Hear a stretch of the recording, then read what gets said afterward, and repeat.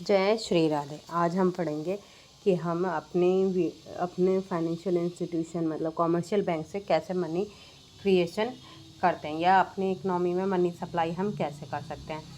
और इसमें देखो दो एजम्पशन होते हैं। दो एजम्पशन क्या होता है कि एक तो सारे ही ट्रांजैक्शन बैंक के द्वारा हो रहा है और दूसरी सारी ही बैंक एक यूनिट है। क्या है? एक यूनिट है। तो यहाँ पर यही लिखा है कि प्रोसेस ऑफ क्रेडिट क्रिएशन जो किया जाता है कि सभी सेम यूनिट है, सारी बैंक सेम यूनिट है और साथ के साथ एक ही यूनिट मानी गई है और all transaction done by bank. अब इसके लिए एक फॉर्मूला होता है मनी मल्टीप्लायर अपॉन में LRR।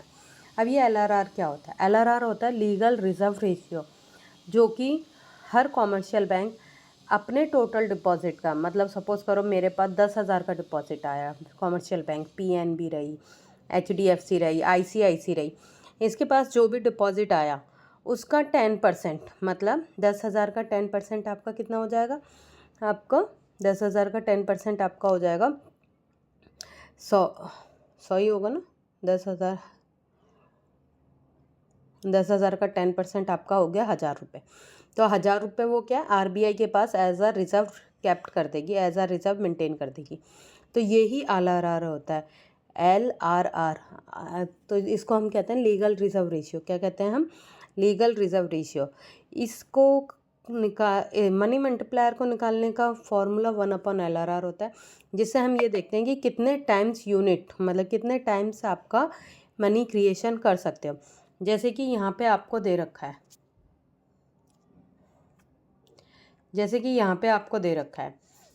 आपको यहाँ पे दे रखा है फॉर एन एग्जाम्पल LRR 20% है, तो आप 20% मेंटेन कर रहे हो, तो 1/20 इंटू 100, तो ये 0 से 0 कट गया, बचा कितना? 5।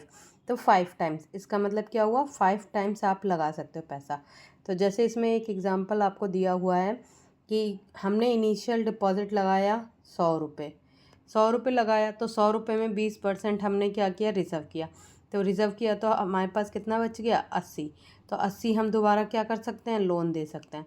लोन में से फिर 20% रिज़र्व लगाया, तो ये क्या बच गया मेरा? आपका 64। तो इस तरह से फिर यहाँ पे ये आ गया। तो इस तरह से अब ये कितने राउंड चलेगा या कब तक चलेगा, आप कितना मनी सप्लाई क्रिएट कर सकते हो, इसका एक फार्मूला होता है। इसका फार्मूला क्या होता है? इसका फार्मूला होता है टोटल डिपॉजिट। जब आपको निकालना हो कि आपके पास कितना डिपॉजिट आ सकता है, तो मनी मल्टीप्लाई इनिशियल डिपॉजिट, जो आपका इनिशियल डिपॉजिट है। तो मनी मल्टीप्लायर अभी हमने कैलकुलेट किया था, तो कितना था? 5। इनिशियल डिपॉजिट मेरा कितना है? 100। तो मेरे पास कितना आ जाएगा टोटल डिपॉजिट? 500। तो ये 500 मेरा क्या आ गया? Total deposit. तो मेरा टोटल डिपॉजिट कितना आया यहाँ पे? 500। तो ये 500 मेरा क्या हो गया? Total deposit. अब 500 का मैं कितना परसेंट सेव कर रही हूँ? तो रिज़र्व की तरह मैं जो रख रही हूँ वो कितना रख रही हूँ? 20%। तो 20/100, तो 0 से 0 कट गया, यहाँ से ये कट गया, तो ये कितना आ जाएगा? 5 2 ज़ा 10। ठीक है।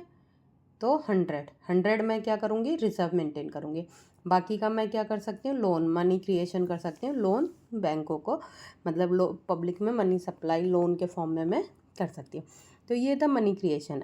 अगर आपको रिज़र्व समझ नहीं आया, तो रिज़र्व होता है बेटा, जैसे कि घर में मम्मी अपने पास पैसा इकट्ठा करके रखती है, तो वो कहीं ना कहीं वो रिज़र्व मेंटेन कर रही है। पापा की सैलरी में से हर कुछ थोड़ा अमाउंट ऐसा छुपा के रख देना जो आप तक ना पता चले, तो वो रिज़र्व मेंटेन कर रही हैं। अब ये कॉमर्शियल बैंक करती हैं, कॉमर्शियल बैंक अपना रिज़र्व मेंटेन करके चलती हैं ताकि उन्हें आने वाले समय में किसी भी तरह की दिक्कत ना हो। तो ये था मनी क्रिएशन या क्रेडिट क्रिएशन, जिसको इस पूरे टेबलर फॉर्म में समझाया हुआ है।